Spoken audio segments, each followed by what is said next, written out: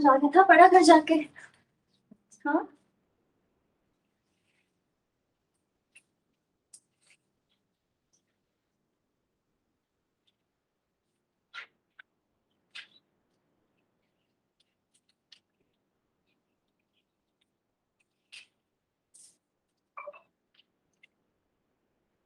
Link आ गया group में।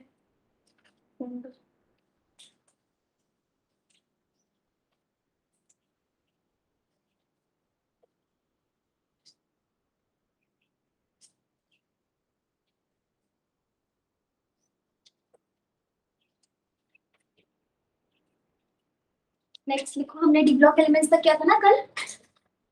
अंकुश ये तो बाजू का तो कर दो, इसके आगे ब्रिक रख दो।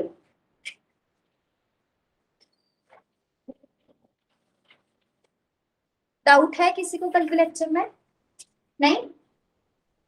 लिखो एफ ब्लॉक एलिमेंट्स कहां से कहां प्रेजेंट होते हैं। एफ ब्लॉक एलिमेंट्स कल डिस्कस किया था ना, लैंग्वेज के बाद से, है ना, फ्रॉम लैंग्वेज। लिखो the elements in which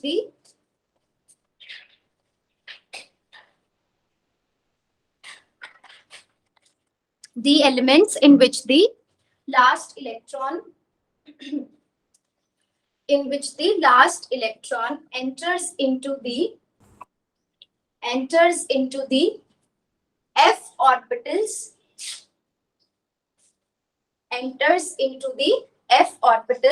of the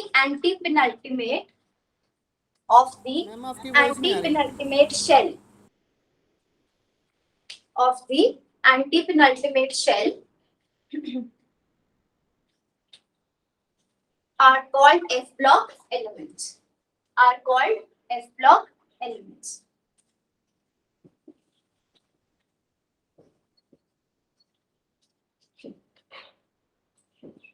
अगर मैं आपको ये बोलूं कि हमारे पास जो आउटर मोस्ट शेल है, ठीक है, outer most shell that is 6, तो एंटीपेनल्टिमेट शेल कौन सी हो जाएगी? 4, ठीक है। तो अगर हमारे पास सबसे पहले देखो हमारे पास एफ ऑर्बिटल्स कहाँ आते हैं?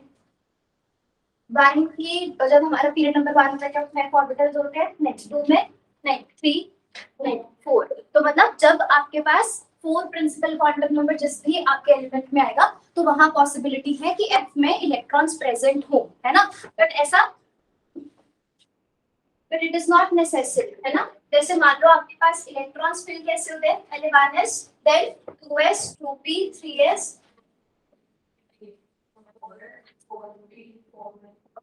अब देखो इसमें हमारे पास क्या होगा, ऐसे ही इलेक्ट्रॉन्स फिल होते हैं ना हमारे पास इस वे में। तो जरूरी नहीं है कि अगर 4f ऑर्बिटल प्रेजेंट है तो वो फिल्ड ही हो, ठीक है। कौन से ऑर्बिटल्स फिल होने चाहिए? पहले, जिसके बाद f ऑर्बिटल फिल होंगे। चेक करो 6s बन रहा है, मतलब मैं ये बोल रही हूँ कि कम से कम 6s तक इलेक्ट्रॉन्स जाते हैं, उसके बाद 4f ऑर्बिटल्स फिल होना स्टार्ट होता है। देखो पहले 1s पे इलेक्ट्रॉन्स जाएंगे, then 2s, 2p, this way 4d, 5p, 6s, है ना। ऐसे आपको दिख रहे तीनों को, ठीक है। तो पहले 6s में इलेक्ट्रॉन्स जाएंगे, उसके बाद इलेक्ट्रॉन्स 4f ऑर्बिटल्स में स्टार्ट होंगे जाना, है ना। तो दैट मींस जब आप लैंथेनॉइड्स की बात करोगे, लैंथेनॉइड्स क्या है हमारे पास? F block elements. तो इसका मतलब श्योर है कि उनके एफ ऑर्बिटल्स में इलेक्ट्रॉन्स प्रेजेंट होंगे, बट दैट डजंट मीन कि यहाँ पे मतलब 4d के बाद 4f स्टार्ट होंगे, है ना। तो लैंथेनॉइड्स ऐसे एलिमेंट्स होंगे जिसका 6s कंप्लीटली फिल्ड होगा, मतलब उसकी इलेक्ट्रॉनिक कॉन्फिगरेशन क्या होगी? अप टिल 6s2, और फिर उसके बाद वहां पे 4f में इलेक्ट्रॉन्स फिल होना स्टार्ट होंगे, ठीक है। अब आप ये देखो कि हमारे पास जो नोबल गैस इलेक्ट्रॉनिक कॉन्फिगरेशंस है, कौन सी हमारे पास नोबल गैस है? अब ये हमारा फर्स्ट पीरियड को बिलोंग करता है, तो ये 1s2, this is 2s2, 2p6, this is 3s2, 3p6।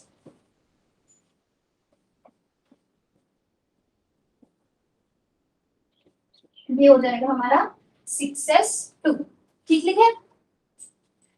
हाँ बताओ डाउट क्या है? Noble gas electronic configurations outer most ये है, यस और नो? पक्का? यही है ना हमारे पास। तो अब आप यहाँ पे ये देखो, मैंने आपको कल बताया था कि अगर आपके पास स्पीड, जैसे अगर हम सोडियम की बात कर रहे हैं तो उसकी outermost electronic configuration noble gas के हिसाब से कैसे लिखोगे? अगर ये सेकंड पीरियड को बिलोंग करता है, सोडियम सेकंड पीरियड को बिलोंग करता है, थर्ड पीरियड को, ये ग्राम होना चाहिए, ठीक है, टिप्स पे थर्ड पीरियड में बिलोंग करता है, ठीक है, नॉट सेकंड। तो हम इसको कैसे लिखेंगे? जो नोबल गैस एक पीरियड कम की है उसको लिखेंगे, दैट विल बी नियॉन, और साथ में हम क्या लिखेंगे यहाँ पे? PS1। ये मैंने आपको क्यों बताया, क्योंकि अब जो आपका पहला लैक्टोइड है विच इज सीरियम, ठीक है, उसका एटॉमिक नंबर 58 है, उसकी इलेक्ट्रॉनिक कॉन्फिगरेशन आप खुद लिखोगे आज नोबल गैस के हिसाब से, ठीक है, समझ गए? लिख के देखो क्या है। सबसे पहले चेक करो, क्या चेक करोगे सबसे पहले? सीरियम कौन से पीरियड नंबर में बिलोंग करता है? देखो सीरियम कौन से पीरियड नंबर में बिलोंग करेगा?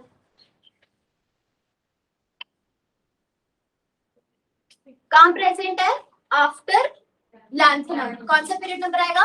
6। नोबल गैस कौन सी लिखोगे? गुड, है ना, 5th पीरियड की। तो सबसे पहले xenon, cerium, atomic number 58, outermost electronic configuration क्या हो जाएगी? पहले जिनॉन। जिनॉन की देखो कहाँ तक इलेक्ट्रॉन्स मिलना है? 5p6। तो इसका मतलब अगर मैंने यहाँ पे जिनॉन लिख दिया, that means it contains electrons up till 5p, बस यहाँ तक हमने सीधा लिख दिया। उसके बाद इलेक्ट्रॉन्स कहाँ जाएंगे? अब 6s2 में, है ना, तो फिर इसमें 6s2 में इलेक्ट्रॉन्स जाएंगे, और उसके बाद सीरियम। अब दैट मींस यहाँ तक कितने हो गए हमारे पास कंप्लीट इलेक्ट्रॉन्स? कैसे कैलकुलेट करोगे इलेक्ट्रॉन्स कैसे कंप्लीट हो गए? यहाँ से ऐड करके? नहीं, यहाँ से ऐड नहीं करने, कहा यहाँ पे देखो इसका एटॉमिक नंबर कितना है ना, हीलियम का एटॉमिक नंबर कितना होता है? 2, है ना, इसमें कितना ऐड करोगे? 8, फिर 8, फिर 8, ये हो गया। अब ये आर्गन से क्रिप्टॉन का था ना ये, अब ये क्रिप्टॉन से जिंक, ठीक है। हीलियम से नियॉन के लिए नहीं, 2 है, हीलियम से नियॉन के लिए 2 आ जाएगा, फिर नियॉन से आर्गन के लिए 8, आर्गन से क्रिप्टॉन के लिए 8, क्रिप्टॉन से जिनॉन के लिए 8, ठीक है। अब ऐड करके देखो इसको,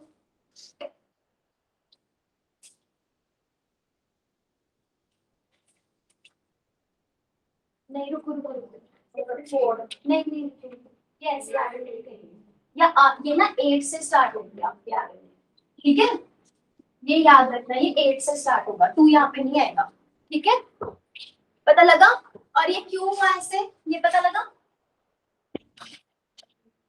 क्योंकि हीलियम के बाद 8 एलिमेंट्स छोड़ के फिर नियॉन आता है, ठीक है, तो 8 8 18 18 एंड 32 वैसे ऐड करना है। अब करके देखो फटाफट से, जिनॉन का एटॉमिक नंबर कितना आ रहा है?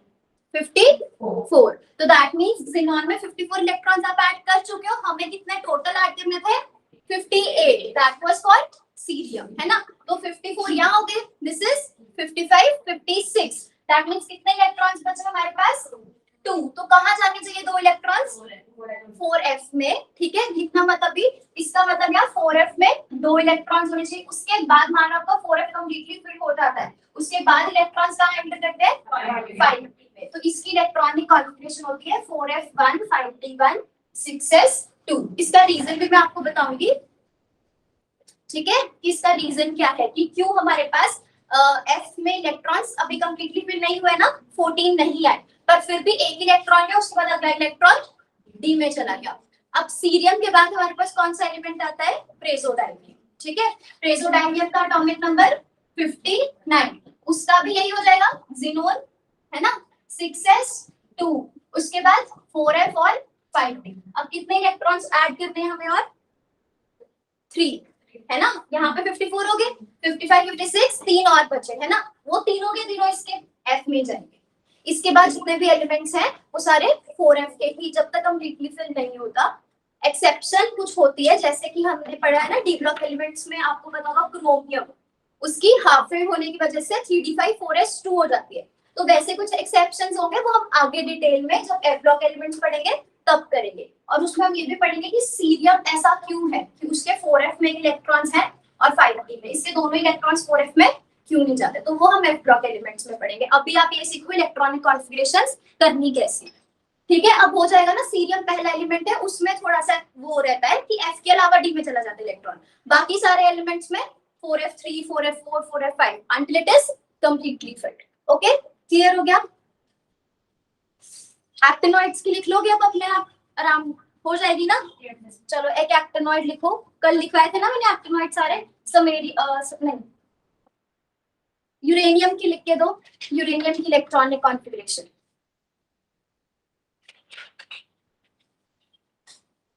कल क्लास में कौन कौन नहीं था?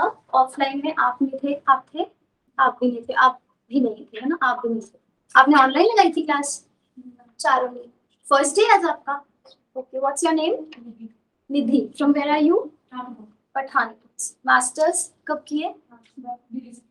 अभी नहीं। ठीक है, आपका नेम क्या है? साक्षी। आप कहाँ से हो? पूना से, हिमाचल। और मास्टर्स कब की?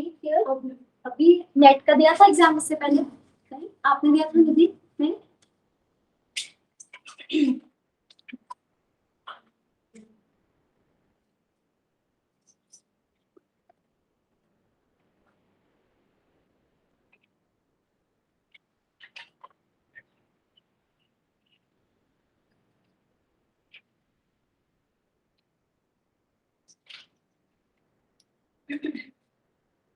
गुरप्रीत, शुभम, सिमरन, स्वाति, आपको समझ आया ना इलेक्ट्रॉनिक कॉन्फ़िगरेशन?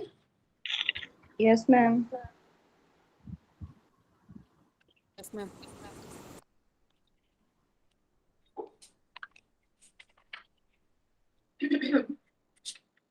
मैम इसमें नोबेल गैस यूरेनियम लेंगे ना? इसके लिए नोबेल गैस कौन सी लेंगे? यूरेनियम, रेडोन, हाँ आरएन जी, मैम। हाँ जी, हाँ जी, रेडॉन।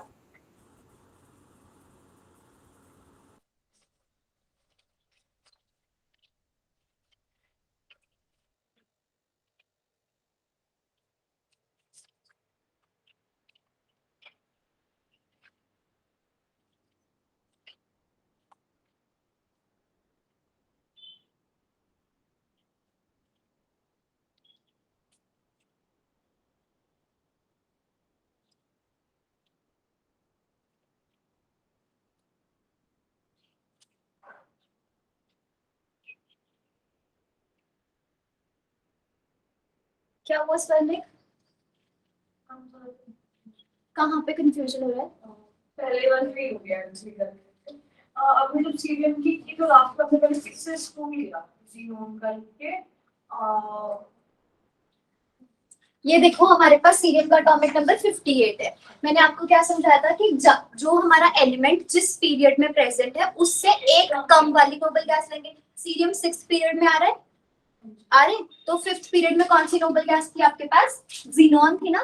ठीक है, तो मैंने यहाँ पे जीनॉन लिख दिया। अब अगर इसका एटॉमिक नंबर 58 है, पहले हम चेक करेंगे जीनॉन के अंदर कितने इलेक्ट्रॉन्स प्रेजेंट हैं, तो वो हमें उसका एटॉमिक नंबर बताएगा। एटॉमिक नंबर कैसे फाइंड करेंगे? हीलियम का हमें याद है 2, तो उसमें 8 8 18 18 ऐड करके हमारे पास आ गया 54। तो दैट मींस जीनोन के पास 54 इलेक्ट्रॉन्स हैं, और उसका आउटर मोस्ट इलेक्ट्रॉन कहाँ जाएगा? वो उसकी आउटर मोस्ट इलेक्ट्रॉनिक कॉन्फ़िगरेशन से पता लगेगा 5s2 5p6, वो आपको याद रखनी है p ब्लॉक एलिमेंट्स की। ठीक है, तो दैट मींस इसका आखिरी का इलेक्ट्रॉन 5p में जा रहा है, ये 5p। तो आखिरी का इलेक्ट्रॉन इसका कौन सा होगा? जो इसका एटॉमिक नंबर था, क्या था? 54। तो दैट मींस सिर्फ 54 इलेक्ट्रॉन्स हैं, और जो 54th इलेक्ट्रॉन है वो 5p में एंटर किया। इसके बाद इलेक्ट्रॉन्स कहाँ फिल होने स्टार्ट होंगे? 6s में। तो 55 56 6s में चलेंगे, वो हमने यहाँ लिख दिया। अब उसके बाद इलेक्ट्रॉन्स कहाँ जाएंगे? 4s में। ठीक है, 2 जाने चाहिए थे पर इसमें 1 जाता है, फिर एक 5p में चला जाता है। अभी समझ आया सर में? नेक्स्ट कर लिया सबने?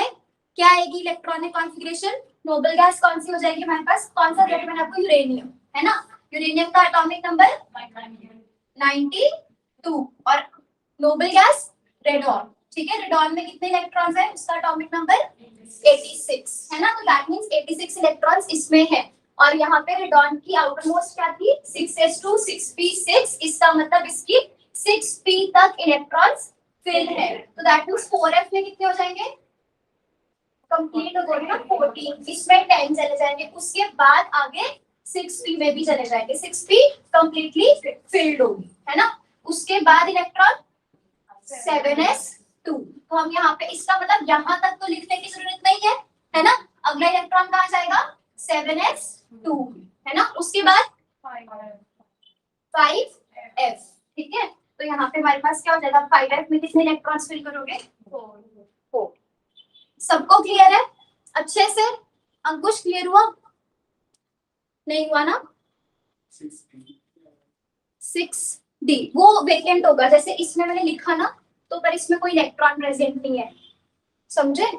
मतलब यहाँ पे ये तो सिर्फ सीरियम ही एक्सेप्शन था जिसमें F के पूरे फिल होने से पहले इलेक्ट्रॉन 5d में चलेंगे। पहले देखो यहाँ पे आरो जा रहा है ना, तो पहले 4f पूरा भरेंगे, उसके बाद 5d भरना स्टार्ट करेंगे, ठीक है। तो 4f में तो मैक्सिमम 14 इलेक्ट्रॉन्स जा सकते हैं, पर सीरियम के केस में हमने क्या लिखा सिर्फ एक गया, दूसरा भी यही जाना चाहिए था ना। अगर आप s ऑर्बिटल भर रहे हो तो आपको उसमें मैक्सिमम 2 तो भरने हैं ना, उसके बाद p की फिलिंग स्टार्ट होती है, ठीक है। तो यहाँ पे हमारे पास क्या था कि 4f में हमने 14 इलेक्ट्रॉन्स अभी फिल नहीं हुए, उससे पहले 5d को भी फिल कर दिया, बट वो सिर्फ सीरियम के ही केस में है। इस केस में क्या किया हमने, अगर 6s फिल हो गया है हमारा यहाँ पे, उसके बाद क्या फिल होगा हमारे पास 4f ना, तो दोनों इलेक्ट्रॉन्स हमने यही डाले, 3 के 3 इलेक्ट्रॉन्स प्रेसो डायग्राम में हमने यही फिल किए, ठीक है। नहीं समझ आया तो मेरे से दोबारा नीचे आके समझ लेना, ठीक है। बाकी सबको क्लियर है ना, एवरीवन स्वर में क्लियर हो गया। चलो इसके बारे में लिखो थोड़ा सा। They consist of 2 series of elements. They consist of 2 series of elements placed at the bottom of the periodic table. Placed at the bottom of the periodic table. The elements of first series. The elements of first series follow lanthanum. The elements of first series follow lanthanum. Atomic number उसके आगे लिख दो उसका 57. And are called lanthanoids.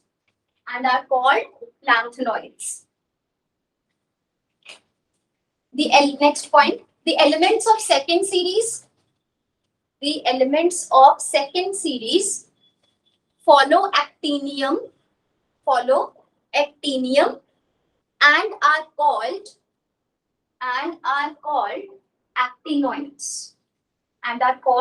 actinoids. General electronic configuration.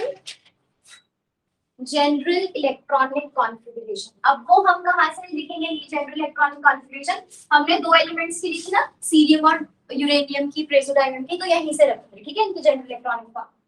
तो कोई भी हमारे पास अगर लैंथेनॉइड है या एक्टिनॉइड्स है, ठीक है। चलो हम ऐसे करते हैं, हाँ कोई भी लैंथेनॉइड या एक्टिनॉइड, ठीक है। तो यहाँ पे हमारे पास सबसे जो भी नोबल गैस है उसको प्लेस किया, उसके बाद इलेक्ट्रॉन्स, अगर हमारा आउटर मोस्ट 6 है तो इसको हम जनरल कैसे लिखेंगे, आउटर मोस्ट n से। तो यहाँ पे हमारे पास क्या जाएगा ns में मैक्सिमम हमेशा, ये तो पहले फिल होगा ही होगा, तो ns में तो फिक्स है कि 2 इलेक्ट्रॉन्स जाएंगे ही जाएंगे। उसके बाद हमारे पास क्या है, d क्या है n-1 और f क्या है n-2, दिस इज f। अब d में हमारे पास हमने क्या देखा, इलेक्ट्रॉन्स सिर्फ सीरियम के केस में 1 थे ना, बाकी सब में तो नहीं थे कोई भी इलेक्ट्रॉन्स, तो दैट मींस कि d वेकेंट रहेगा या मैक्सिमम उसमें एक ही इलेक्ट्रॉन आएगा, इससे ज्यादा नहीं आएगा। ये चीज क्लियर है ना सबको। तो यहाँ पे हम क्या लिखेंगे 0 to 1 और f में 1 to 14।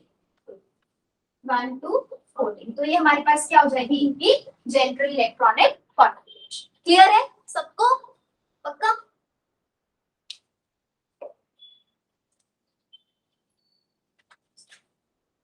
लिख लिया सबने। नेक्स्ट टॉपिक लिखो, क्लासिफिकेशन ऑफ एलिमेंट्स। अभी हम क्या पढ़ने जा रहे हैं, हमें पता है ये जो सारे एलिमेंट्स हैं, जो भी एलिमेंट है हमने उनको 3 चीजों में डिवाइड किया हुआ है, मेटल, नॉन मेटल और मेटलॉइड्स, ठीक है। तो हमने उनके बारे में थोड़ा थोड़ा पढ़ना है। देखो सबसे पहले classification of elements as metals, non metals and metalloids. As metals, non-metals and metalloids. Number 1, metals. चलो मुझे बताओ, जो एस ब्लॉक के एलिमेंट्स है वो मेटल है नॉन मेटल है? वो मेटल है। डी ब्लॉक के एलिमेंट्स वो भी मेटल है। क्या है उसमें? कॉपर, सिल्वर, गोल्ड, ये सब हमें पता है ना यार, मेटल्स। ठीक है। पी ब्लॉक के एलिमेंट्स सारे सारे मेटल है। उसमें कोई बताओ, मेटल है उसमें कोई? पक्का? आप बताओ क्या हो रही है डिस्कशन वहां पे? सोच रहे हो कि है या नहीं? बताओ, पक्का नहीं है कोई? लेड नॉन मेटल है? नहीं, मेटल है। ठीक है, तो उसमें भी हमारे पास ज्यादातर मेटल्स ही हैं। पूरा पीरियोडिक टेबल मेटल्स के साथ भरा हुआ है। नॉन मेटल कहाँ है फिर? पी ब्लॉक में टॉप राइट कॉर्नर में, सिर्फ टॉप राइट कॉर्नर में। ठीक है, तो ज्यादा सेकंड पीरियड, थर्ड पीरियड, फिर नीचे आते रहते। Second period, third period non metals हो गए, नीचे आते जाते हैं मेटालिक कैरेक्टर फिर से बढ़ने लग जाता है। एट दी एंड जो टिन हो गया, लेड हो गया, these are all metal, metallic. ठीक है, इन नेचर। और एफ ब्लॉक सारे मेटल्स, सारे। ठीक है, वो भी सारे हमारे पास कैसे है? मेटल। तो नॉन मेटल क्या रह गया? Carbon, nitrogen, oxygen, fluorine. ठीक है, ये सारे। सिलिकॉन में थोड़ा सा नॉन मेटालिक कैरेक्टर है। एल्यूमिनियम की बात करें तो वो कैसा है? हाँ, ठीक है, तो हमारे पास उसमें वैसे हम उसे मेटलॉइड बोलेंगे। एल्यूमिनियम में थोड़ा सा ज्यादा मेटालिक कैरेक्टर होता है। ठीक है, तो हमारे पास ज्यादातर मेटल्स होते हैं। राइट डाउन सबसे पहले about 80% of the elements, about 80% of the elements are metals. About 80% of the elements are metal. These elements are present. Points में हमेशा लिखा करो, पैराग्राफ को अवॉइड किया करो। ठीक है, उससे चीजें जल्दी याद होती हैं। Okay, these elements are placed on the left side and the center of the periodic table. Left side and the center of the periodic table. Full stop. Next point, metals are elements which are malleable. Malleable का मतलब क्या होता है? हाँ, sheets बना सकते हो आप इनकी, है ना? which are malleable and ductile. Ductile का मतलब क्या होता है? वायर बना सकते हैं, है ना? और malleable, ductile, possess luster. Luster means shining, है ना? And are good conductors of heat and electricity.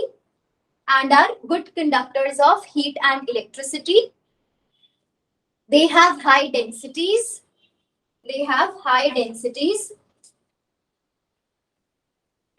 High melting and boiling point.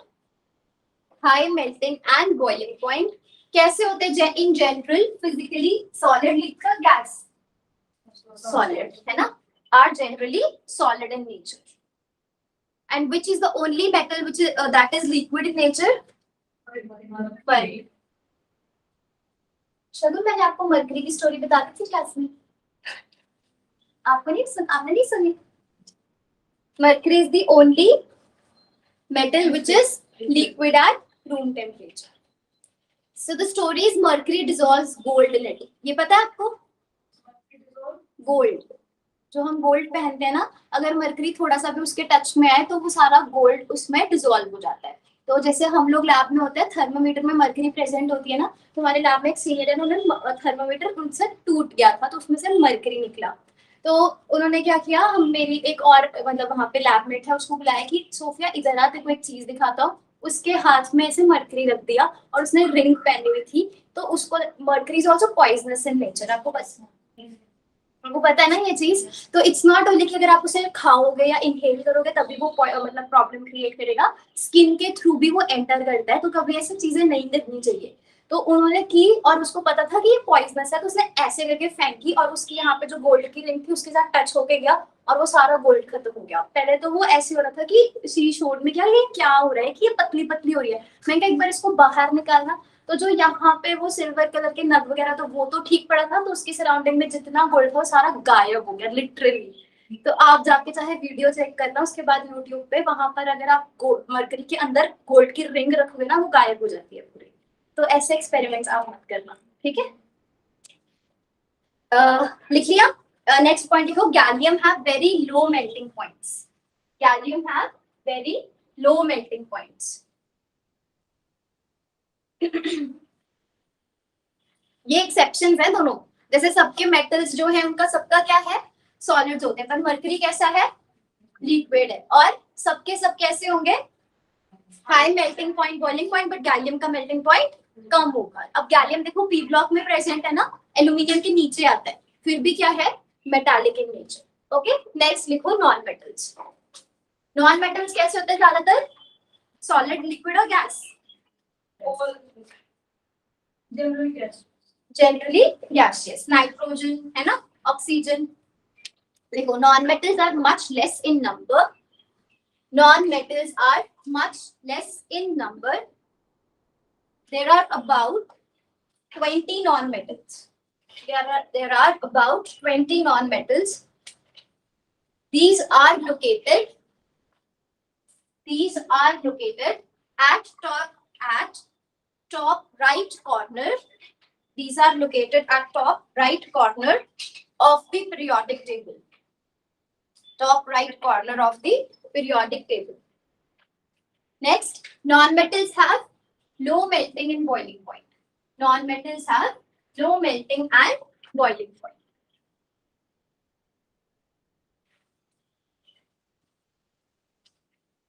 Usually gases at room temperature. Usually gases at room temperature, neither malleable nor ductile. They are usually gaseous in nature. Next, neither malleable nor ductile.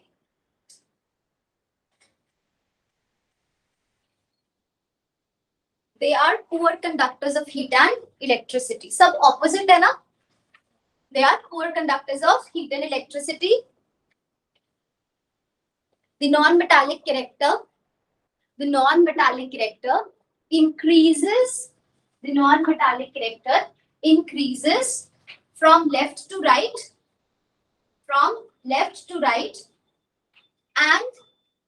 and decreases from top to bottom, of the periodic table. ठीक है? इसमें तो कुछ समझाने वाला नहीं है, opposite थे सारे पॉइंट्स मेटल्स के, ठीक है। नेक्स्ट लिखो metalloids.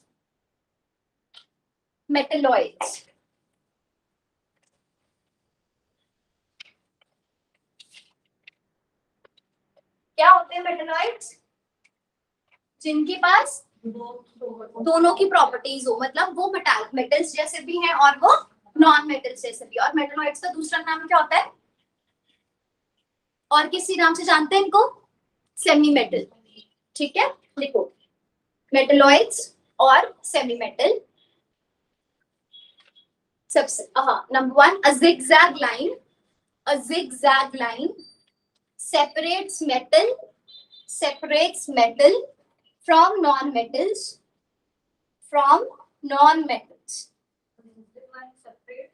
Metals from non-metals.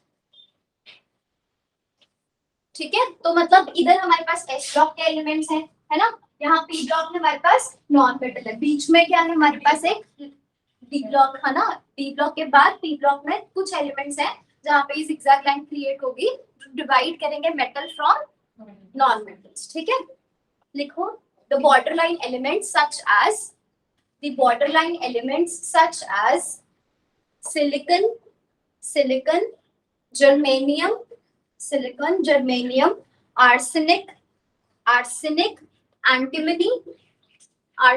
antimony, and tellurium exhibit characteristic properties of metal as well as non-metal,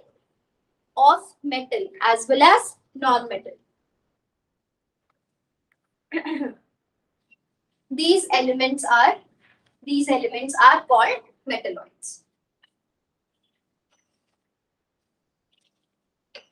हो गया? अच्छा, अब पीरियोडिसिटी का मतलब मैंने कल बता दिया था आपको। क्या होता है पीरियोडिसिटी का मतलब? The repetition of properties after regular interval of time. हाँ, है ना? तो बार बार प्रॉपर्टीज का रिपीट होना, सिमिलर प्रॉपर्टीज का रिपीट होना, उसको हम पीरियोडिसिटी बोलेंगे। तो एस ब्लॉक में जो हमारे पास ग्रुप 1 है उसकी प्रॉपर्टीज आपस में मिलती हैं, सोडियम की पोटेशियम के साथ, ग्रुप 2 में मैग्नीशियम और कैल्शियम की। ठीक है, डेफिनेशन लिख लिया था कल पीरियोडिसिटी का? नहीं लिखा ना? नहीं लिखा था, लिखो। Periodicity in properties, periodicity in properties, it is the the periodicity is the repetition of properties. The periodicity is the repetition of properties after certain regular intervals, after certain regular intervals, after certain regular intervals, when the elements are arranged, when the elements are arranged in order of increasing atomic number, in order of increasing atomic number।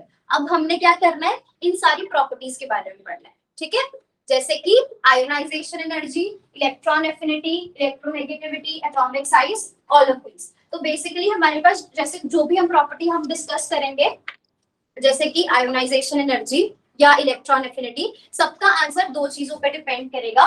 Number 1 size, दूसरा effective nuclear charge. तो अगर हमें effective nuclear charge का variation पता है कि periodic table में कैसा रहेगा और साइज का वेरिएशन पता है, तो हम easily ionisation energy, electron affinity या इलेक्ट्रोनेगेटिविटी, इन सबके या बेसिसिटी, एसिडिटी, इन सबके ट्रेंड्स बता सकते हैं। ठीक है, तो सबसे पहले हम शॉर्ट में लिखेंगे, ठीक है, ज्यादा भी डिटेल्स नहीं करेंगे।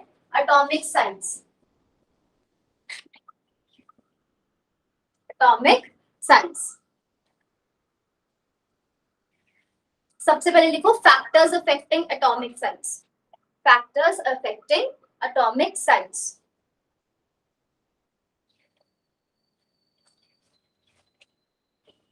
सो basically here we are going, मतलब यहाँ पे ना ऊपर हेडिंग देना है तो दे देना पीरियोडिक ट्रेंड्स लिख दो यहाँ पे, पीरियोडिक ट्रेंड्स।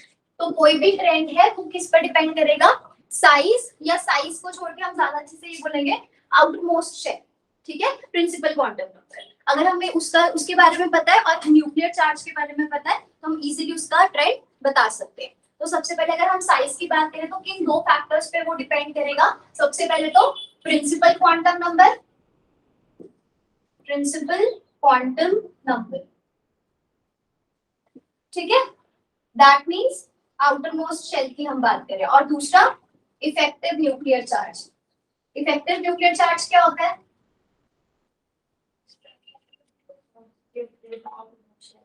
हाँ, नेट चार्ज सबसे पहले, है ना।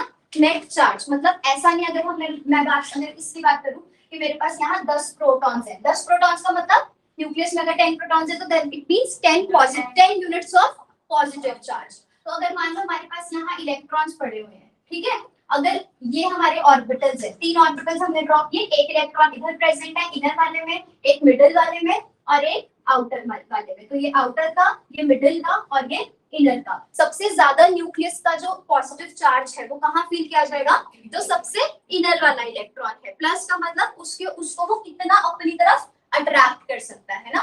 तो अगर हम कहें यहाँ पे इलेक्ट्रॉन का कितना चार्ज फील किया जाएगा, तो हम ऐसे बोल सकते हैं कि 10 यूनिट्स ऑफ पॉजिटिव चार्ज, क्योंकि इसके पास 10 यूनिट्स है ना पॉजिटिव चार्ज के। अगर हम यहाँ की यहाँ बात करें तो ऐसा लगेगा कि अगर इसके पास 10 यूनिट्स पॉजिटिव चार्ज है तो जितनी फोर्स से ये इनर वाले इलेक्ट्रॉन्स को अट्रैक्ट करा था उतनी ही फोर्स से ये मिडिल वाले इलेक्ट्रॉन्स को भी अपनी तरफ अट्रैक्ट करना चाहिए, पर ऐसा नहीं होता। क्यों? क्योंकि बीच में हमारे पास इनर इलेक्ट्रॉन प्रेजेंट है जिसके ऊपर माइनस चार्ज है, इस मिडिल वाले इलेक्ट्रॉन पे भी माइनस चार्ज है, तो ये माइनस इस माइनस को रिपेल करेंगे, जितना यहाँ 10 units of positive charge force लगाएगा इसको अपनी तरफ अट्रैक्ट करने की, उतना पास ये नहीं आ पाएगा, क्योंकि बीच में इनर इलेक्ट्रॉन प्रेजेंट है, वो उसको अपने से दूर करेगा, न्यूक्लियस से भी दूर करेगा ना, इन शॉर्ट इस साइड से दूर कर रहे हैं तो दैट मींस नेट चार्ज कितना लगेगा, 10 यूनिट से थोड़ा सा कम लगेगा, है ना। और फिर लास्ट वाले इलेक्ट्रॉन की अगर हम बात करें आउटर मोस्ट वाले की, उस पे नेट पॉजिटिव चार्ज और ज्यादा कम हो जाएगा, क्योंकि अब उसमें इनर इलेक्ट्रॉन्स भी प्रेजेंट है, मिडिल इलेक्ट्रॉन्स भी प्रेजेंट है ना। और इस इफेक्ट को हम क्या बोलते हैं,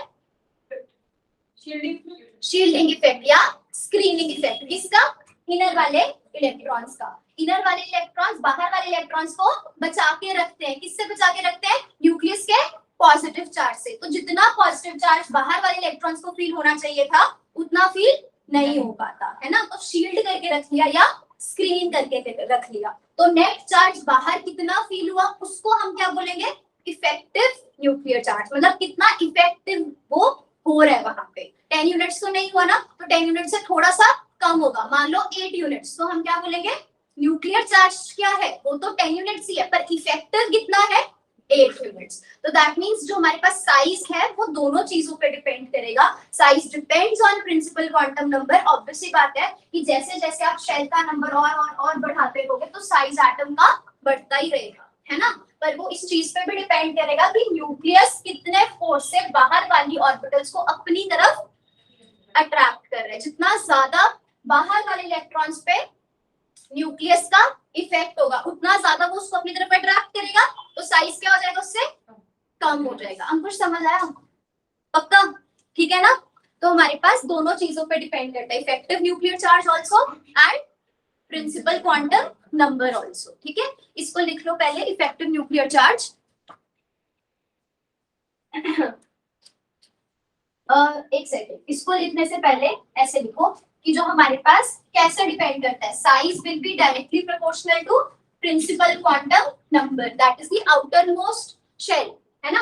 एंड साइज विल बी, यहाँ पे क्या आएगा, डायरेक्टली या इनवर्सली,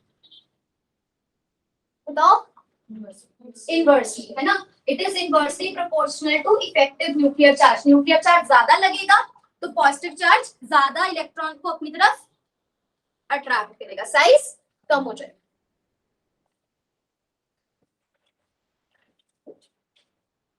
ठीक है, इसके बाद लिख लो नंबर 1 साइज। नंबर 1 पॉइंट बना लो, साइज कैसे, साइज क्या, principal quantity not size, outer most shell, ठीक है। पहला पॉइंट बना लो, outer most shell, as the number of shell increases, as the number of shell increases, size will increase, size will increase, okay। next लिखो effective nuclear charge, effective nuclear charge, higher is the effective nuclear charge, higher is the effective nuclear charge, lesser will be the size of atom, lesser will be the size of atom. Now we'll briefly write about effective nuclear charge, ठीक है। लिखो effective nuclear charge, effective क्या हुआ, आप क्या हुआ, सोच रहे हो कुछ, अच्छा ठीक है, लिखो effective nuclear charge is the net charge which is felt by the, it is the net charge which is felt by the outermost electrons, which is felt by the outermost electrons, full stop. The net charge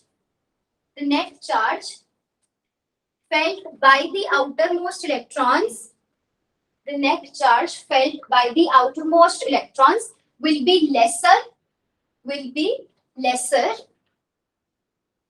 as compared to inner electrons, as compared to inner electrons. क्यों, reason, due to screening of the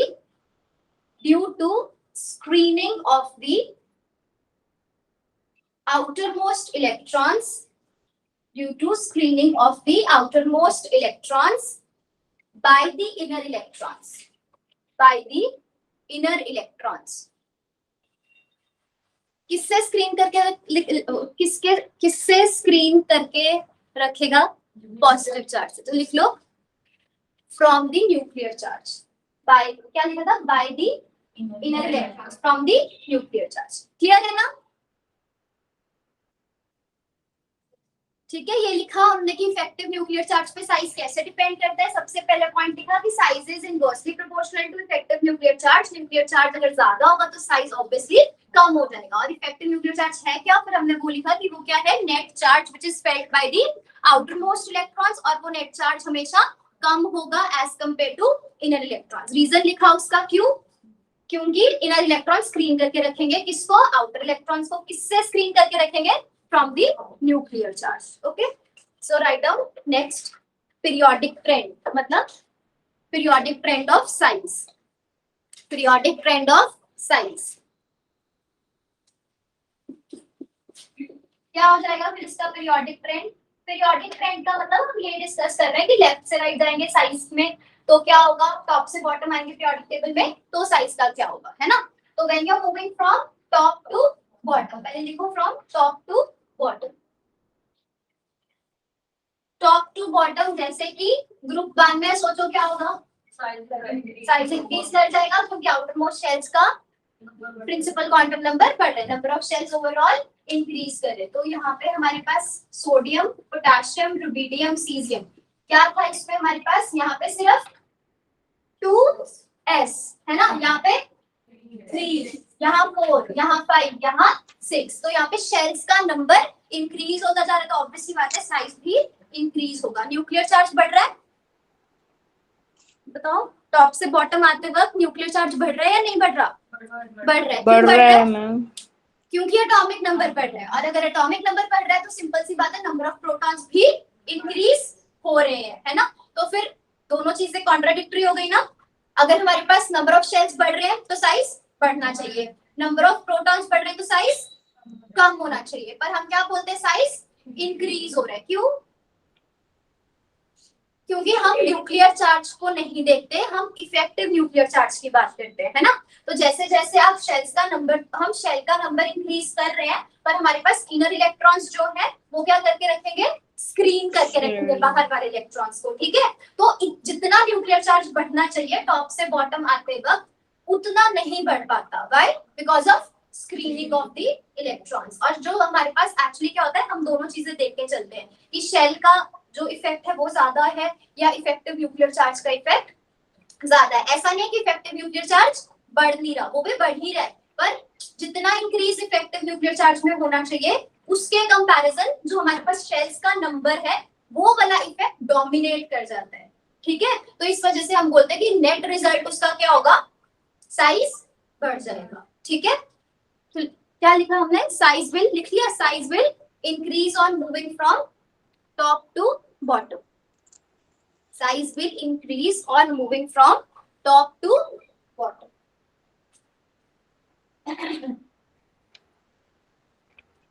और left to right decrease, है ना.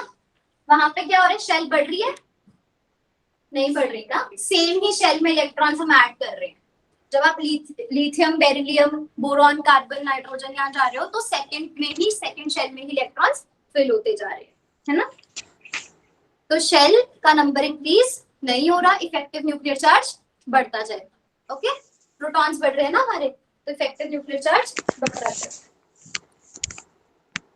जिसका mic on है please of कर लो. Next लिखो atomic radii. Atomic radii of isoelectronic species. यहाँ क्यों डिस्कस कर रहे हैं हम एटॉमिक रेडियाई? क्योंकि साइज से रिलेटेड है. जिसका साइज बड़ा होगा उसका रेडियस भी बड़ा होगा. ठीक है, atomic radius of isoelectronic species. क्या होती है आइसोइलेक्ट्रॉनिक स्पीशीज? हाँ, जिनमें हमारे पास सेम नंबर ऑफ इलेक्ट्रॉन्स होंगे. एग्जाम्पल दो मुझे कोई.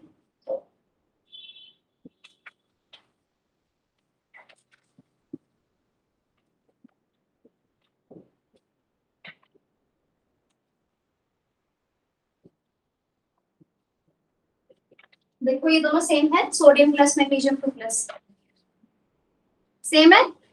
नियॉन इसके जैसा ही है, fluoride, oxide, nitride, carbides same है, सारे आइसो इलेक्ट्रॉनिक स्पीशीज हैं। कार्बन का एटॉमिक नंबर कितना होता है? 6। तो इसमें नंबर ऑफ प्रोटॉन्स कितने हैं? 6। ये होंगे, ठीक लिखा है मैंने? पक्का? इलेक्ट्रॉन्स 6 और ऊपर चार्ज कितना है? -4। तो मतलब हमने 4 इलेक्ट्रॉन्स और ऐड कर दिए, तो ये कितना हो जाएगा? 10 यहाँ, 10 यहाँ है, सारी आइसो इलेक्ट्रॉनिक। बताओ यहाँ पे 12 है प्रोटॉन्स, तो 12 भी इलेक्ट्रॉन्स होने चाहिए थे, पर चार्ज कितना है?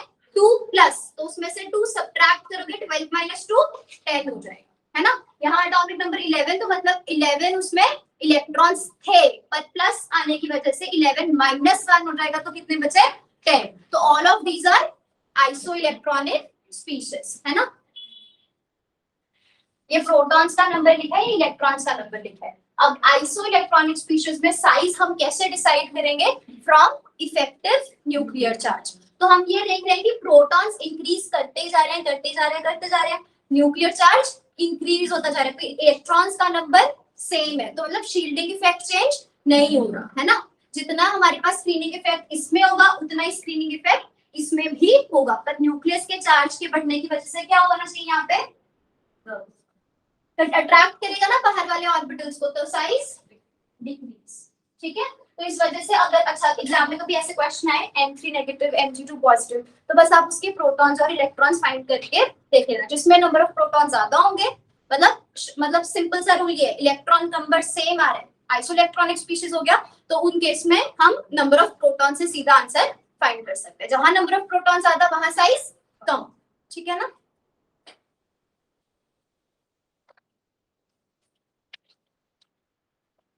नेक्स्ट हो गया, लिख लिया सबने? नेक्स्ट लिखो आयोनाइजेशन एनर्जी। आयोनाइजेशन एनर्जी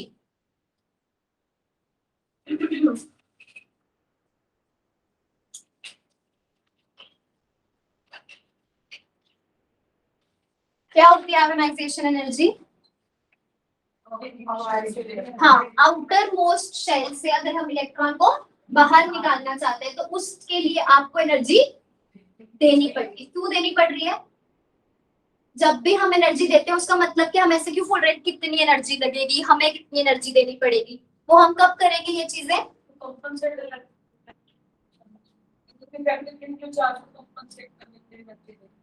हाँ, एक तरह से ऐसे बोल सकते हैं। देखो कभी भी हम एनर्जी कब देते हैं? जब चीज पॉसिबल नहीं हो सकती, है ना।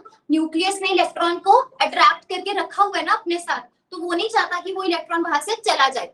जब भी आप केमिस्ट्री में बात करते हो, 2 फोर्स होंगी, एक तो अट्रैक्टिव फोर्सेस, दूसरी रिपल्सिव फोर्सेस। अट्रैक्टिव फोर्सेस जो होते हैं, attractive forces they bring stability in the system and repulsive forces they bring instability in the system, ठीक है। तो जब न्यूक्लियस और इलेक्ट्रॉन इकट्ठे प्रेजेंट है, तो मतलब वहां अट्रैक्टिव फोर्सेस चल रही है और वो स्टेबिलिटी ला रही है सिस्टम में। तो वहां से इलेक्ट्रॉन्स को रिमूव करना, मतलब आप उसको अट्रैक्टिव फोर्स जो है वहां की कम कर रहे हो, तो वो नहीं हो पाती चीजें। जैसे आप रिएक्शन करते हो, तभी भी हम ऐसे बोलते हैं, जैसे अगर हम जैसे मीठा जो होता है sugar, when we dissolve it in cold water, मुश्किल होती है डिसॉल्व करनी, है ना। जैसे हम थोड़ा गर्म करते हैं पानी को, वो आसानी से घुल जाती है। उसमें हीट देने का मतलब क्या हुआ? एक तरह से आप उसे एनर्जी प्रोवाइड कर रहे हो, ठीक है। तो जो चीजें पॉसिबल नहीं है, मतलब चाहे पॉसिबल हो पर मुश्किल है होनी, है ना, तो उसके लिए आपको बाहर से कोई ना कोई एनर्जी देनी पड़ेगी। तो शुगर को डिसॉल्व कर रहे हो वाटर के अंदर, वो आपका सिस्टम हो गया, और हम उसको बाहर से एनर्जी जो दे रहे हैं वो हमारी सराउंडिंग्स होगी। तो सराउंडिंग्स से सिस्टम को एनर्जी तब दी जाती है जब हमें पॉसिबल चीज, इम्पॉसिबल चीज को या तो पॉसिबल करना हो, या जो मुश्किल है उसको आसान करना हो, ठीक है ना। तो हमारे पास न्यूक्लियस ने इलेक्ट्रॉन्स को होल्ड करके रखा हुआ है, अट्रैक्टिव फोर्सेस उसमें ऑपरेट कर रही है, वहां से उसको रिमूव करना मुश्किल होता है। तो हमें उसको थोड़ा बहुत हीट या थोड़ा बहुत एनर्जी प्रोवाइड करनी थी। एनर्जी कैसे देते हैं? 2 ही फॉर्म्स है, कौन से? हीट एंड फोटॉन्स या रेडिएशन, है ना। या तो हीट दे दो या उसको रेडिएशन। रेडिएशन मतलब क्या हुआ? वेव फोटॉन्स ही हमने कौन से करने हैं, वेव कौन सी वेवलेंथ की रेडिएशंस देंगे, विजिबल रेडिएशंस देंगे या यूवी एक्सरे, वो डिपेंड करेगा, है ना।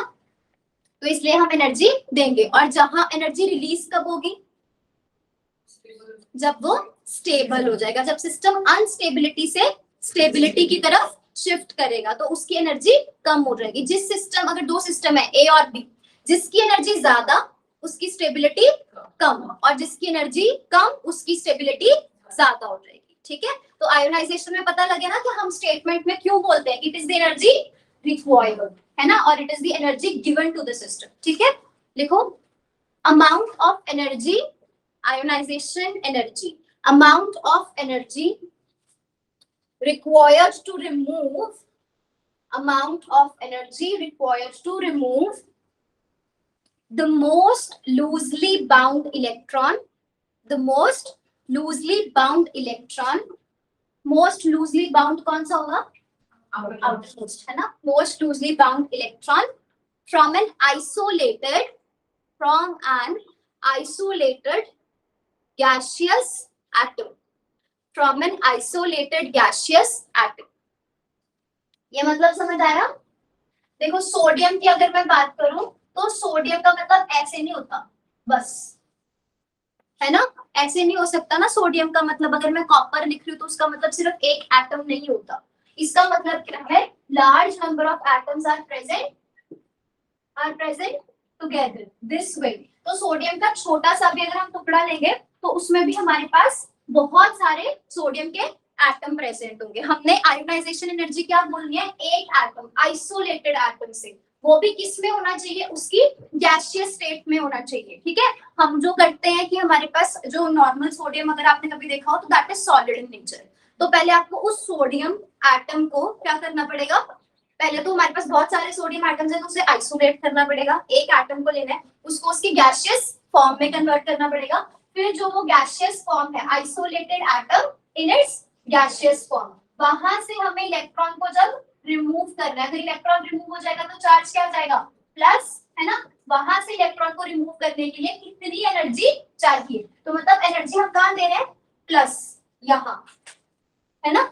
यहाँ इस साइड पे एनर्जी को लिखने का मतलब क्या होता है कि हम एनर्जी दे रहे हैं, और वहां पर प्लस एनर्जी लिखोगे तो दैट मींस एनर्जी रिलीज होगी, ठीक है। तो हम यहाँ इस साइड पे लिखेंगे, या फिर आप ऐसे लिखोगे, ionisation energy is equal to plus, plus का साइन मतलब हमने एनर्जी दी है, तो जैसे प्लस एक्स, यूनिट्स क्या होंगे, एनर्जी के ही होंगे ना। आयोनाइजेशन एनर्जी क्या एनर्जी है तो उसकी यूनिट्स भी एनर्जी के होंगे, इलेक्ट्रॉन वोल्ट पर एटम, या और एनर्जी की यूनिट्स बताओ मुझे, जूल, जूल पर एटम, और क्या पर एटम क्यों लिख रहे हैं, एक एटम से निकाल रहे हो, है ना। तो आयोनाइजेशन एनर्जी की सिर्फ किलो जूल नहीं लिखना, you have to write kilo joule per atom, calories per atom, electron volt per atom, ठीक है। And this is ionisation energy 1, मतलब पहले इलेक्ट्रॉन को रिमूव करने के लिए, पहले का मतलब आउटर वाला जो पहला था, ठीक है। और आयोनाइजेशन एनर्जी 2 क्या हो जाएगी, सेकंड आउटर, हाँ, सोडियम प्लस में से फिर से एक इलेक्ट्रॉन रिमूव कर दो, तो हमने सेकंड इलेक्ट्रॉन रिमूव किया ना, तो इसको हम क्या बोलेंगे, आयोनाइजेशन एनर्जी 2।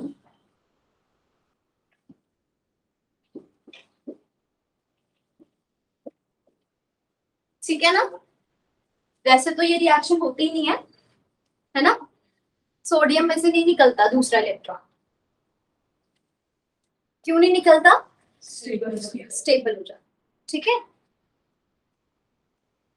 तो आयोनाइजेशन एनर्जी, अब देखो हमारे पास, तो अगर हम जनरली, ऐसा नहीं हमेशा ऐसा होगा, पर एक जनरल ट्रेंड हमारे पास ये रहता है कि ionisation energy 3 will be greater than 2 which will be greater than 1। ऐसा क्यों होता है,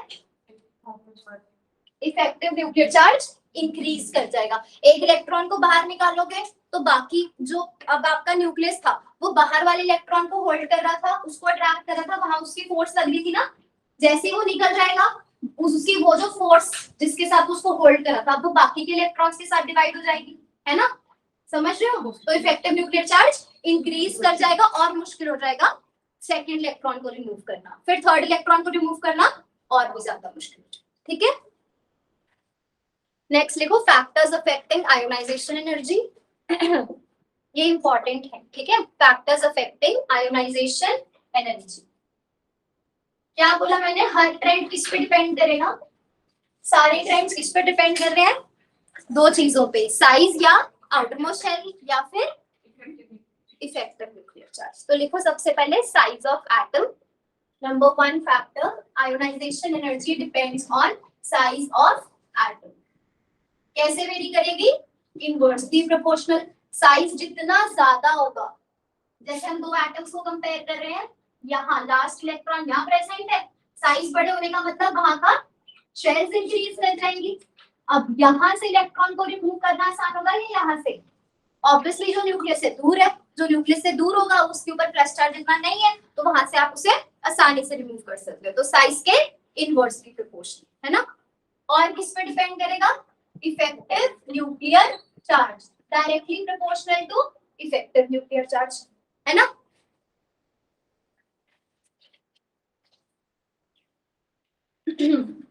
इफेक्टिव न्यूक्लियर चार्ज जितना ज्यादा उतना मुश्किल होगा इलेक्ट्रॉन को रिमूव करना। साइज की अगर हम बात करें तो टॉप से बॉटम इंक्रीज करता है, तो टॉप से बॉटम आयोनाइजेशन एनर्जी डिक्रीज कर जाएगी। साइज लेफ्ट से राइट डिक्रीज करता है, तो आयोनाइजेशन एनर्जी इंक्रीज कर जाएगी, ठीक है ना। और किस चीज पे डिपेंड करता है, इनके अलावा किस पे डिपेंड कर सकता है, बताओ। किस ऑर्बिटल में इलेक्ट्रॉन्स प्रेजेंट है, नेचर ऑफ द ऑर्बिटल्स, ठीक है, नेचर ऑफ द ऑर्बिटल्स। ये हम कब पढ़ेंगे, जैसे यहाँ पे तो हम क्या कर रहे हैं, साइज और इफेक्टिव न्यूक्लियर चार्ज तब काम करता है फैक्टर जब आप दो डिफरेंट एलिमेंट्स को कंपेयर कर रहे हो, जैसे सोडियम और पोटेशियम, है ना। तो सोडियम और पोटेशियम में से पता है कि पोटेशियम का साइज बड़ा है, तो वहां से आसानी से इलेक्ट्रॉन को रिमूव कर लेंगे, तो आयोनाइजेशन एनर्जी पोटेशियम की सोडियम से कम है। और ऑक्सीजन नाइट्रोजन को कंपेयर कर रहे हैं तो इफेक्टिव न्यूक्लियर चार्ज से आ जाएगा, है ना। किसका ज्यादा इफेक्टिव न्यूक्लियर चार्ज, कौन आता है पहले, नाइट्रोजन पहले आता है, ऑक्सीजन बाद में आता है, तो ऑक्सीजन का इफेक्टिव न्यूक्लियर चार्ज ज्यादा, तो आयोनाइजेशन एनर्जी उसी की ज्यादा होनी चाहिए, है ना। तो ये चीजें तब आएंगी काम जब आप दो डिफरेंट एलिमेंट्स को कंपेयर करोगे। जब आप एक ही एलिमेंट के दो इलेक्ट्रॉन्स की बात कर रहे हो, जैसे अगर हम बात करें सोडियम में से 3s में से इलेक्ट्रॉन को रिमूव करना, या फिर ऐसे करो 2s में से इलेक्ट्रॉन को रिमूव करना आसान है या 2p का इलेक्ट्रॉन रिमूव करना आसान है, तो हम देखेंगे कि शेल तो दोनों की सेम है, 2 and 2, है ना। फिर डिपेंड करेगा ऑर्बिटल्स की नेचर पे। s ऑर्बिटल्स हमेशा न्यूक्लियस के पास होते हैं, उसके बाद p, उसके बाद d, उसके बाद f, है ना। दैट मींस सबसे ज्यादा, ये मैंने डिस्टेंस लिखा था न्यूक्लियस से, ठीक है। तो अगर s सबसे ज्यादा पास है तो वहां से इलेक्ट्रॉन को रिमूव करना सबसे ज्यादा मुश्किल हो जाएगा। तो जितना मुश्किल होगा उतनी ज्यादा एनर्जी आपको देनी पड़ेगी, तो ionization energy will increase this way, ठीक है। तो it depends on nature of orbitals, okay. Ionization energy will depend on nature of orbitals, which way this, okay. Clear है। नेक्स्ट और एक चीज पे डिपेंड करता है, दैट इज इलेक्ट्रॉनिक कॉन्फिगरेशंस, ठीक है। इलेक्ट्रॉनिक कॉन्फिगरेशंस मतलब कि कोई हाफ फील्ड अगर है तो वो बहुत स्टेबल होती है ना, तो फिर उसमें से इलेक्ट्रॉन्स को रिमूव करना मुश्किल हो जाएगा। अगर कोई चीज फुली फील्ड है या फिर नोबल गैस कॉन्फिगरेशन में प्रेजेंट है, तो वहां से भी इलेक्ट्रॉन को रिमूव करना मुश्किल है, ठीक है। तो जब भी आपके पास अलग से कोई इलेक्ट्रॉनिक कॉन्फिगरेशंस आती हैं, तो हम इन चीजों को छोड़ के इलेक्ट्रॉनिक कॉन्फिगरेशन के हिसाब से आंसर देंगे, ठीक है ना। तो लिखो electron, fourth factor write down electronic configuration. उसमें लिखो इलेक्ट्रॉनिक कॉन्फिगरेशन में half field comma fully field, half field comma fully field comma noble gas configurations, noble gas configurations,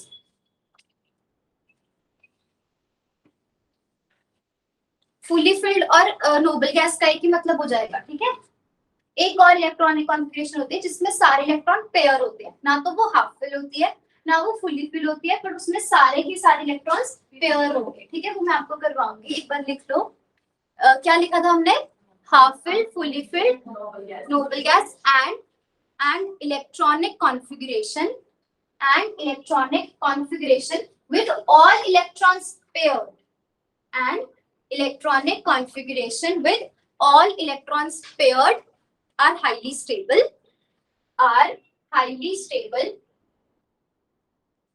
hence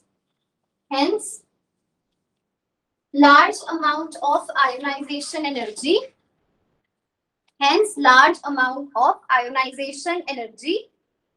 is required. ठीक है. अब नोबल गैस इलेक्ट्रॉनिक कॉन्फिगरेशन सबको पता है. Noble gas की जनरल इलेक्ट्रॉनिक कॉन्फिगरेशन क्या है? NS2 Np6. अब हाफ फिल्ड भी सबको पता है ना. एग्जांपल बताओ मुझे हाफ फिल्ड की. इसकी एग्जांपल क्या हो जाएगी? कोई भी नोबल गैस जैसे कि नियॉन. हाफ फिल्ड में हमारे पास क्या हो जाएगा? नाइट्रोजन उसकी एग्जांपल है. नाइट्रोजन क्या है? 2s2 2p3.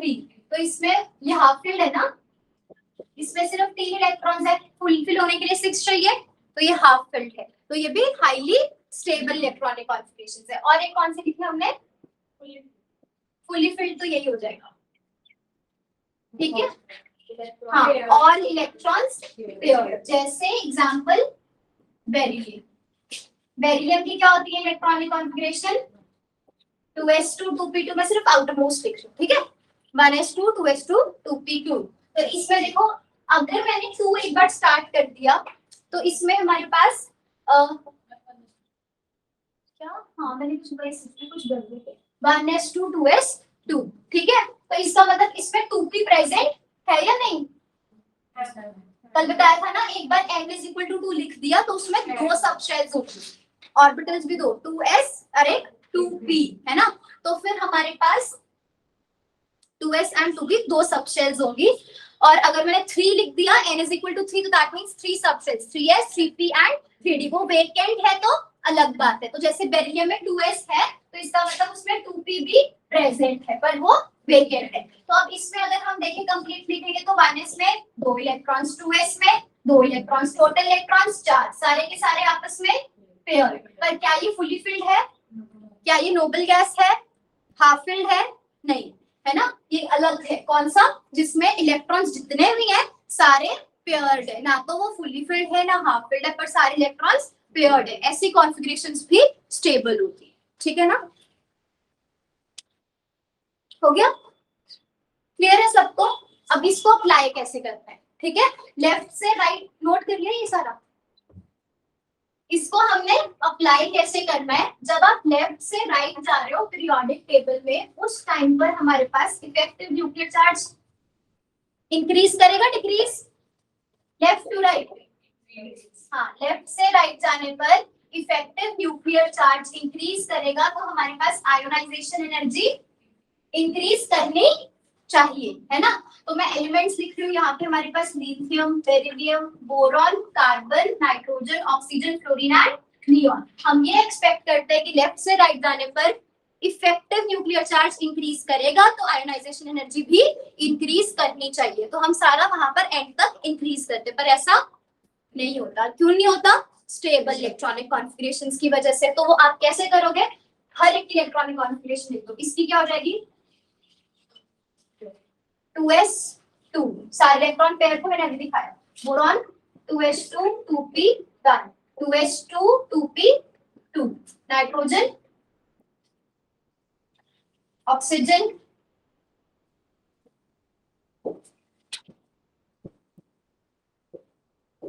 To s two 2p6. अब इसमें हम सर्कल करेंगे जो हमारी हाईली स्टेबल इलेक्ट्रॉनिक कॉन्फिगरेशन है. सबसे पहली कौन सी आएगी?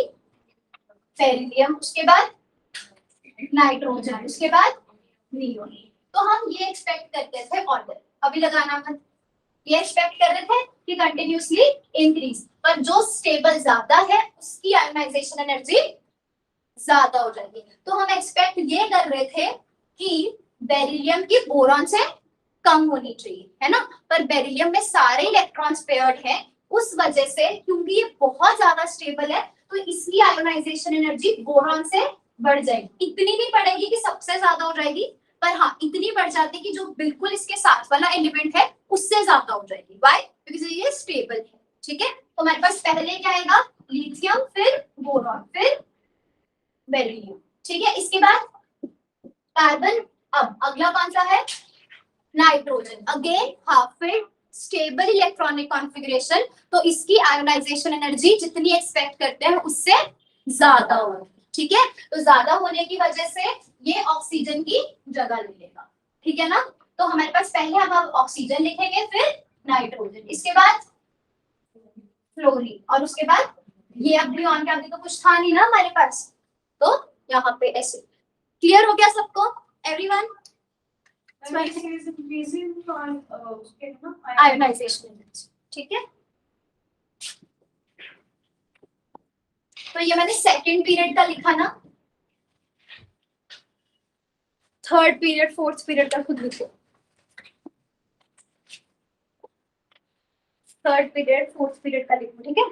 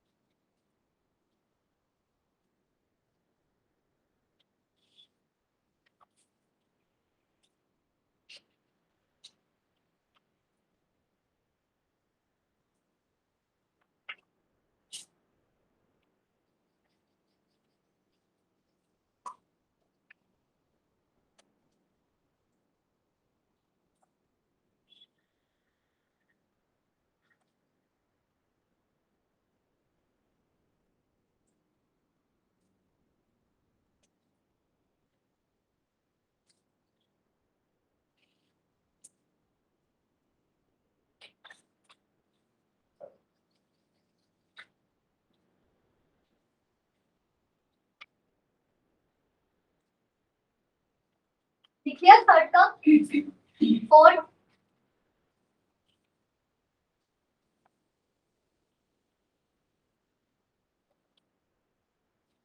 इलेक्ट्रॉनिक कॉन्फ़िगरेशन लिख सकते हो ना खुद से, अब नंबर ही चेंज करना है बस, 2 की जगह 3, 3 की जगह 4।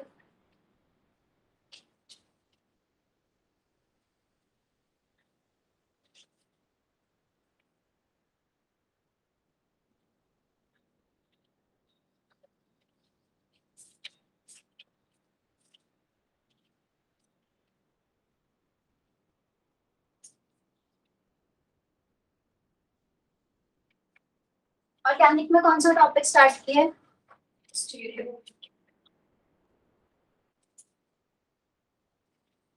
कल पहला लेक्चर था ना आपका, तो कल क्या पढ़ा फिर आपने? Towards away Fischer representation, wedge की मजा आता है स्टीरियो पढ़ के, है ना? अगर समझ आए आ जाती है, आ जाती है ना।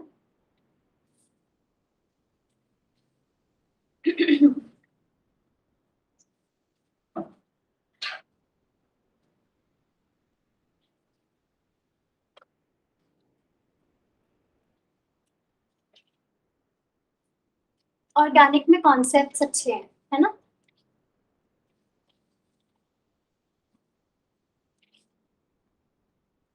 Inorganic is a bit cramming, but it will give you maximum score in exam अगर अच्छे से करके जाओगे, क्योंकि वहां तुम्हें दिमाग नहीं लगाना है। ऑर्गेनिक के हम सॉल्यूशन ही निकलते लास्ट में निकल के जाएगा और कॉन्फ़िगरेशन में आपको कुछ रह जाता है। बट ऑर्गेनिक पढ़ने में बहुत मजा आएगा आपको, पर ये है कि इनऑर्गेनिक में कभी तो ऐसा लगता है कि बोरिंग हो जाता है बीच बीच में, बट करके जाओगे ना मैक्सिमम स्कोर यहीं से आते हैं। ठीक है, कर ली। थर्ड की क्या आएगा ऑर्डर?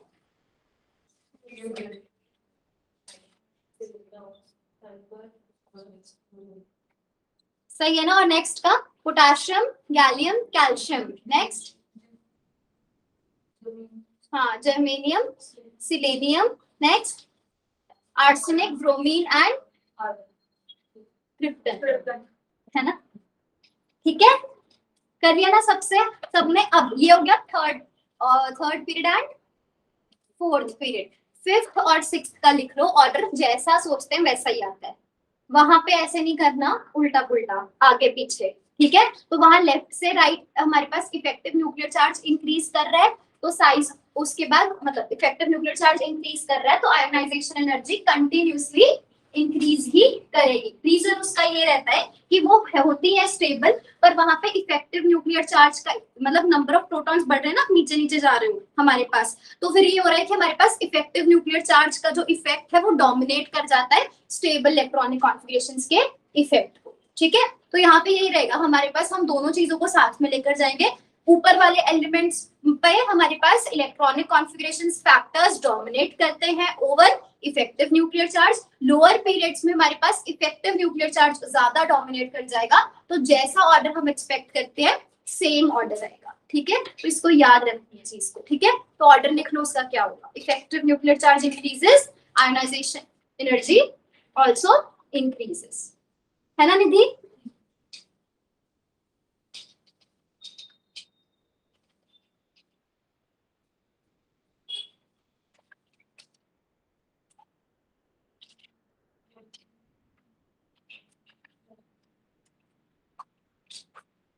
लिख लो, ये आएगा रुबिडियम, स्ट्रॉन्शियम। घर पे जाके चेक करना सही लिखा है ना? लिखो rubidium, then strontium, indium, tin, antimony, tellurium, iodine, xenon. ठीक है, लास्ट वाले का खुद लिख लोगे।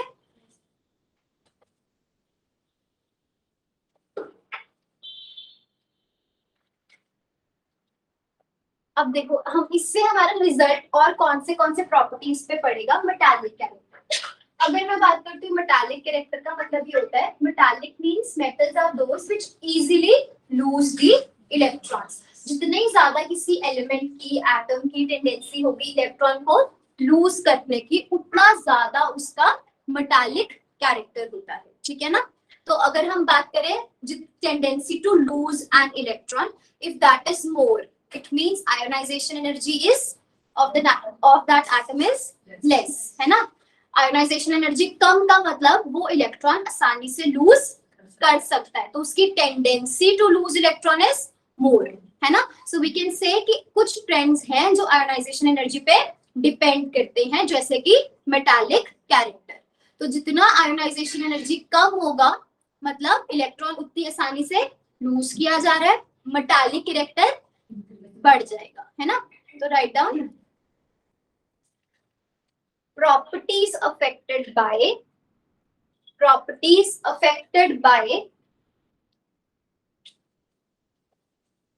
affected by ionization energy.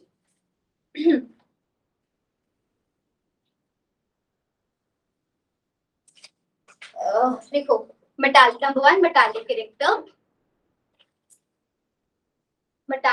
character. More ionization energy means less metallic character. More ionization energy means less metallic character. ठीक है, एक तो ये हो गया। सेकंड पॉइंट लिखो, tendency to stay in which state? Tendency to stay in which state, A plus, 2 plus और 3 plus. इसका मतलब कि कोई भी एलिमेंट है वो यूनिपॉजिटिव स्टेट में रहना पसंद करेगा, डाइपॉजिटिव में या ट्राइपॉजिटिव में. वो चीज भी हम कहाँ से निकालते हैं?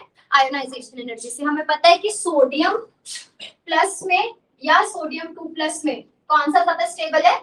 Sodium plus. उसका रीजन क्या है? सोडियम में से हम एक इलेक्ट्रॉन अगर रिमूव करते हैं तो क्या होता है? ये क्या था? 3s1, 2s2, 2p6, 3s1. एक इलेक्ट्रॉन जाने के बाद ये 2s2, 2p6 रह जाएगा. कौन सी हो जाएगी ये? Noble gas. तो जब हम यहाँ से यहाँ जा रहे हैं, सिस्टम हमारा ज्यादा स्टेबिलिटी की तरफ शिफ्ट कर रहा है, तो आसानी से इलेक्ट्रॉन हम रिमूव कर सकते हैं. तो आयोनाइजेशन एनर्जी कम लगेगी या ज्यादा? तो ionization energy is less. Electron आसानी से रिमूव हो रहा है ना हमारा. और जब आप सोडियम प्लस से इलेक्ट्रॉन रिमूव करना चाहोगे, सोडियम 2 प्लस, तब अब तो ये नोबल गैस बन चुकी है, तो नोबल गैस में से इलेक्ट्रॉन को रिमूव करना और ज्यादा मुश्किल हो जाएगा. तो हमारी सेकंड आयोनाइजेशन एनर्जी क्या लगेगी? Very high. इस वजह से वो क्या करता है? एनर्जी देनी पड़ रही है ना सिस्टम को, तो इतनी ज्यादा लगेगी तो वो इलेक्ट्रॉन लूज नहीं करेगा. तो हम क्या बोलेंगे कि सोडियम जो है वो प्लस में ज्यादा स्टेबल होगा एज कम्पेयर टू डाइपॉजिटिव. तो ये चीजें भी कहाँ से आती हैं? आयोनाइजेशन एनर्जी से. तो ये मैं सिंपल सा एग्जांपल दे रही हूँ आपको. अगर आपके पास टिन का आ जाए, एंटीमनी का आ जाए, तो कर लोगे ना वहां ऐसे एटम्स को, क्योंकि ये जो हमारे पास है ये बुक्स में ज्यादातर दी हुई थी एग्जांपल. तो अगर ऐसे कोई क्वेश्चन किसी और एलिमेंट का आ जाए तो हम एक बार कंफ्यूज हो जाते हैं कि इसमें कॉन्सेप्ट कौन सा लगेगा. कोई भी ऑक्सीडेशन, कोई भी एलिमेंट गिवन है, जैसे एल्यूमिनियम, एल्यूमिनियम 3 प्लस में ज्यादा स्टेबल होगा या +1 में ज्यादा स्टेबल होगा, तो आप कहाँ से आंसर निकालोगे? आयोनाइजेशन एनर्जी से. 3 इलेक्ट्रॉन लूज करने के बाद वो नोबल गैस कॉन्फ़िगरेशन अटेन कर लेता है, तो उसका 3 प्लस ज्यादा स्टेबल होता है. ठीक है ना? क्लियर है? नेक्स्ट फ्रेंड लिखो electron affinity. Electron affinity. Electron affinity is the opposite of, लिखना नहीं है ये, मैं बता रही हूँ. It is the opposite of, अभी क्या पढ़ा? आयोनाइजेशन. आयोनाइजेशन क्या था? इलेक्ट्रॉन को रिमूव करना है. यहाँ इलेक्ट्रॉन को ऐड करेंगे, वहां हमें इलेक्ट्रॉन को रिमूव करने के लिए एनर्जी देनी पड़ रही थी. यहाँ देनी पड़ेगी या नहीं? यहाँ रिलीज होगी. क्यों रिलीज होगी? इलेक्ट्रॉन को ऐड कर रहे हो, वो न्यूक्लियस के पास जा रहा है, अट्रैक्टिव फोर्सेस आएंगी तो सिस्टम में स्टेबिलिटी आएगी, एनर्जी कम हो जाएगी. सिस्टम की एनर्जी कम होने का मतलब वो कहीं ना कहीं तो एनर्जी को छोड़ रहा है ना, तो वो एनर्जी रिलीज कर रहा है. कहाँ रिलीज करेगा? सराउंडिंग्स पे. ठीक है? तो write down, it is the amount of energy, it is the amount of energy released, it is the amount of energy released when an electron is added, when an electron is added to isolated, when an electron is added to isolated gaseous atom. Here also we are using the term isolated gaseous atom. तो जैसे chlorine, chlorine के अंदर हम जब electron को add करेंगे तो यहाँ पे कुछ ना कुछ एनर्जी गैसियस होना चाहिए, कुछ ना कुछ एनर्जी रिलीज होगी. तो वो एनर्जी या तो यहाँ पे ऐसे लिखो प्लस एनर्जी, ठीक है, और कैसे लिख सकते हैं? Electron affinity is equal to -x electron volt per atom. Negative sign here indicates that energy is release. तो या तो यहाँ पे ऐसे लिखो +x units of energy is release, या फिर electron affinity is equal to में -x. क्लियर हो गया? कभी भी रिएक्शन में यहाँ लिखो ना +25, तो दैट मींस 25 यूनिट्स एनर्जी के रिलीज हुए हैं. ठीक है?